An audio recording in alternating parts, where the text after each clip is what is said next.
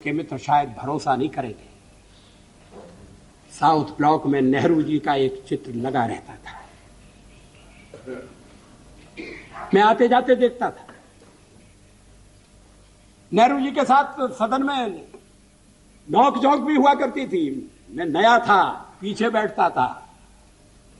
कभी कभी तो बोलने के लिए मुझे वॉकआउट करना पड़ता था। लेकिन धीरे धीरे मैंने जगह बनाई, मैं आगे बढ़ा।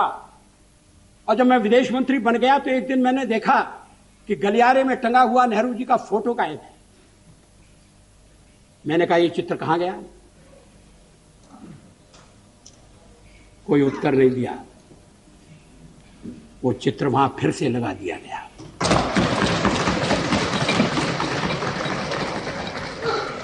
क्या इस भावना की कद्र है? क्या देश में ये भावना पनपे? ऐसा नहीं है कि नेहरू जी से मतभेद नहीं थे, और मतभेद चर्चा में गंभीर रूप से उभर कर सामने आती थी। मैंने एक बार पंडित जी से कह दिया था कि आपका एक मिला जुला व्यक्तित्व है और आप में चर्चिल भी है और चैम्बरलेन भी है। वो नाराज नहीं हुए। शाम को किसी बैंक्वेट में मुलाकात हो गई और उन्होंने कहा, आज तो बड़ा जोरदार भाषण दिया है, और हंसते हुए चले गए। आजकल ऐसी आलोचना करना दुश्मनी को दावत देना। लोग बोलना बंद कर देंगे। क्या एक राष्ट्र के नाते हम मिलकर काम नहीं कर सकते? क्या एक राष्ट्र के नाते हम सब आने वाले संकटों का सामना नहीं कर सकते?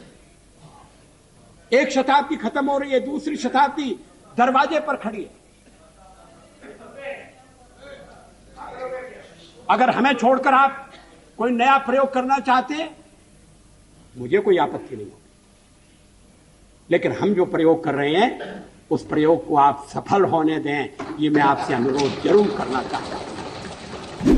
जब जेनेवा में मानवाधिकारों के सम्मेलन में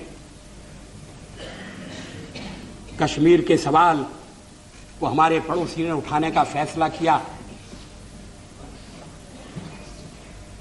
तो फिर उस समय के प्रधानमंत्री श्री नरसिंह राव की नजर मेरे ऊपर गई कि मैं वहां जाकर भारत का प्रतिनिधित्व करूं।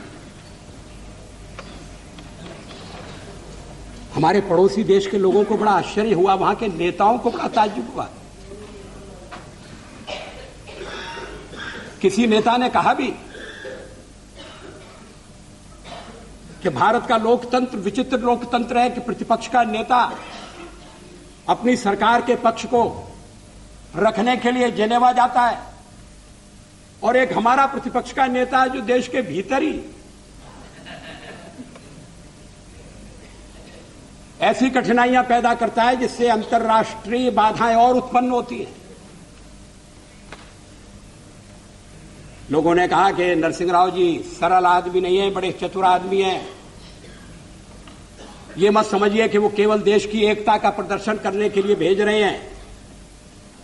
कहीं कहीं उनके मन में यह भी हो सकता है कि अगर जेनेवा में बात नहीं बनी और खिलाफ प्रस्ताव पास हो गया, तो दोष में हिस्सा बटाने के लिए वाजपेयी भी बलि का बकरा बनाया जा सकता है।